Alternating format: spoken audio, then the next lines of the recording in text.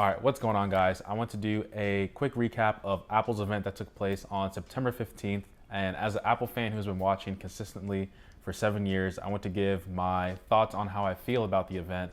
And then I'll talk about the tech later on in the video. And I'll have separate videos in depth in terms of the new iPads as well as the Apple Watches. So in terms of how I feel about the event, if you did tune into the live stream that I did, it just felt overall underwhelming except for the iPad Air. I felt like for an hour that they really did drag on too much about the Apple Watch and iPad. I think they could have talked about that in 30 minutes and what could have been done.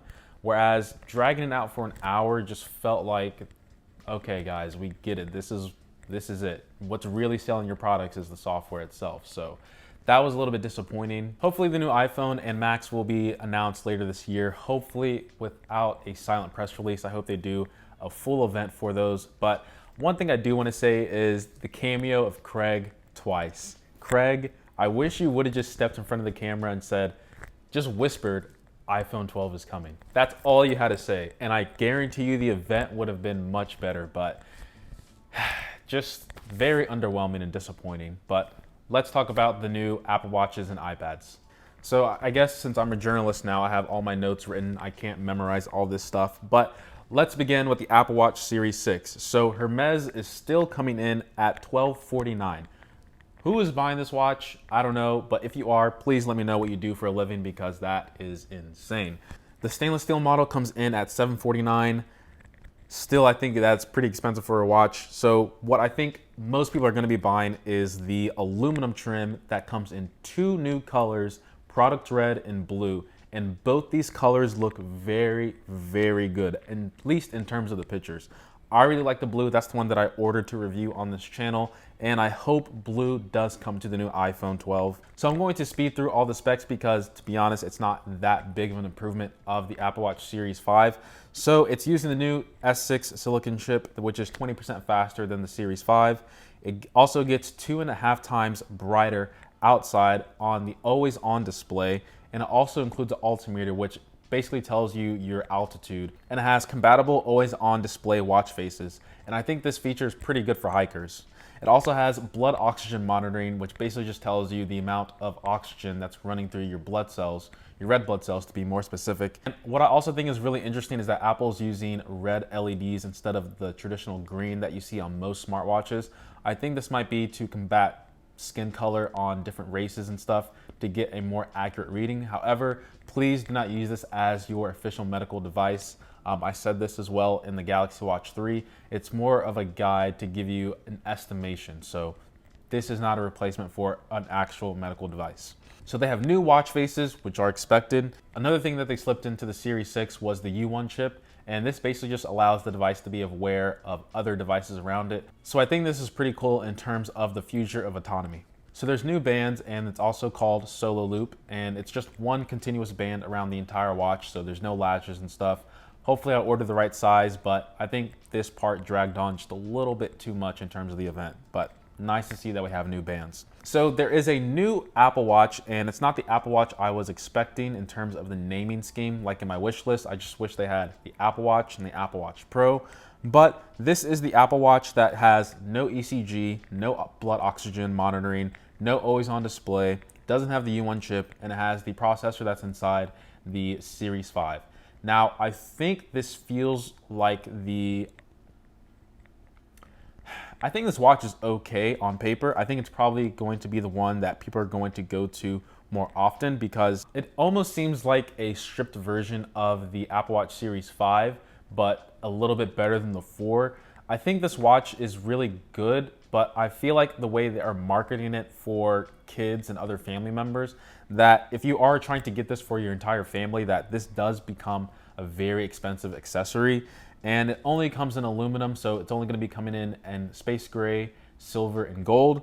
So if you want to flex to your friends and other family that you have the latest Apple Watch, you got to go with the blue or the product red.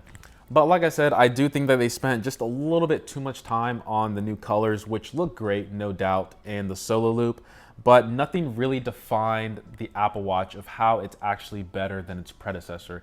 It's really just a processor. I don't really see that big of a benefit other than the blood oxygen level, but that's something that you're going to use on, a one-off scale. You're not going to be using that day to day, even though it does measure it. In terms of an Apple Watch, if you don't have one, I would say that getting the Series 6 is probably a good choice. If you already have an existing Apple Watch, like if you have Series 5, just stay there. I'll leave it at that. If you have a 4, just stay there, you're fine. If you have a 3, you might want to upgrade to the 6, although I feel like you can wait another year.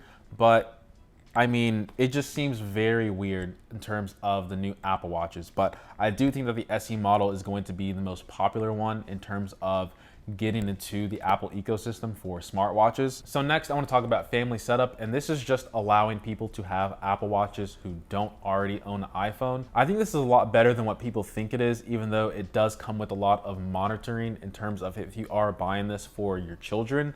So some of the things you can do is you can approve contacts on the watch, downloads, there's school time mode, which actually limits features of the Apple Watch, and you can find your location from the main account holder whenever they want. So I'm telling you, if your parents are giving you this watch as a gift, it's a trap. Make sure you set it up on your phone yourself. Trust me, you want to do that. But seriously, all pessimism aside, I do think this is a really cool idea because you don't have to shell out that extra money to buy an iPhone just to get set up with an Apple Watch.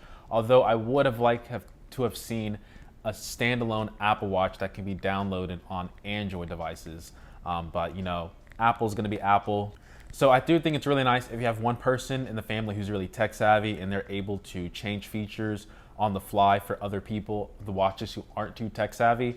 But I do think that it's a really cool idea. So next up, I want to talk about Fitness Plus, and man, subscription models are becoming a thing and it's very annoying. But as a Fitbit user, this seems to be equivalent to Fitbit Premium, although it's just much more polished and it's meshed inside the Apple ecosystem. So it consists of workouts such as yoga, strength training, core, HIIT, and other things like that. It's expected to update weekly, and it's able to be synced to your iPad as well as Apple TV, and it's able to sync with your stats as well. So I do think that how Apple is creating this, like I said, ecosystem together of how all these things communicate, I think that's what really sells this subscription, and Apple Music as well.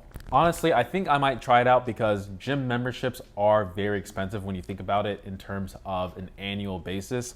But yeah, the Apple Watch still for me just doesn't seem like a good enough watch for me to switch over, but I'll get into that later in my Apple Watch video. So next up, I want to talk about Apple One, which is basically just their bundled subscription services. So under the individual and family plan, you get Apple Music, Apple TV Plus, Apple Arcade, and then 50 gigabytes for individual, and then 20 gigabytes of iCloud storage under family.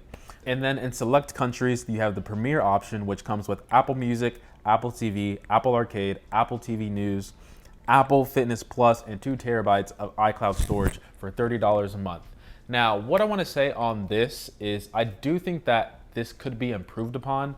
Like, for example, as a person who doesn't really use too much of Apple subscriptions, I feel like it would be better for the consumer if they could pick whatever subscription service they want and have a max of up to 4 instead of just locking the consumer to just being forced to choose those 4 services. So if I want an iCloud, Fitness Plus, Apple Music, and then let's go with Apple News Plus, I think that would be perfect for most people in terms of what they want. I do think Apple One could be much more lucrative if Apple just allowed the consumer to pick any of their subscriptions and just have a maximum up to 4. But you guys let me know what you think about that. But for me, I'm still going to be using Spotify. I'm still going to be using another person's account for Netflix, Hulu, Disney Plus, all the other streaming services. I'm going to still be making multiple Gmail accounts for Google Drive, and I'm going to be playing Hopscotch because that's the only free game I have right now inside. All right, so now I'm going to talk about the iPads, and I'm going to breeze over the regular iPad because the iPad Air is a much more compelling product. So it starts off at $329, has 32 gigabytes of storage. It comes with the A12 chip that's in the iPhone XS. It's upgraded to work with the Apple Pencil, the original one, not the 2nd gen one, which I think is the much better option. It supports smart keyboards, and for the price and a cheap iPad, I do think that this is a decent refresh model. But let's talk about my favorite product throughout this entire event, and that would be the iPad Air, which starts at $599. Now, This is a very interesting reveal because out of all things, let me go over them real quick. So has the new A14 chip, which I suspect is going to be in the new iPhones. Has USB-C, which I hope is going to be on the new iPhone. Supports the new Apple Pencil 2. Has a new rear 12 megapixel rear camera, which I'm guessing might be on the iPhone SE. Has new colors, which is green and blue. I think they both look beautiful.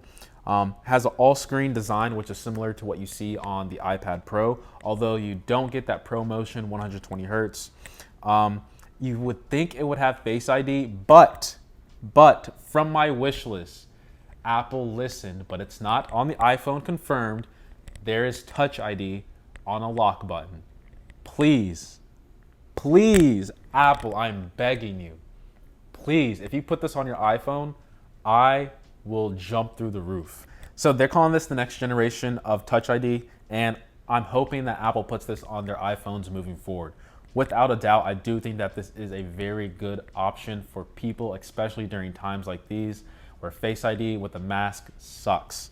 Please, Apple, please, iPhone 12. I cannot wait any longer. So that's pretty much what Apple talked about for their event on September 15th. In terms of hardware, a little bit underwhelming except for the iPad Air, although I do think these products are much better in terms of their software improvements. So with watchOS 7, iPadOS 14, and iOS 14, I do think that your products as of today, September 16th, are going to be much better than they were before. So with all that being said, guys, I hope you guys did enjoy this video. There's going to be videos coming out a lot in the upcoming weeks, might be every day.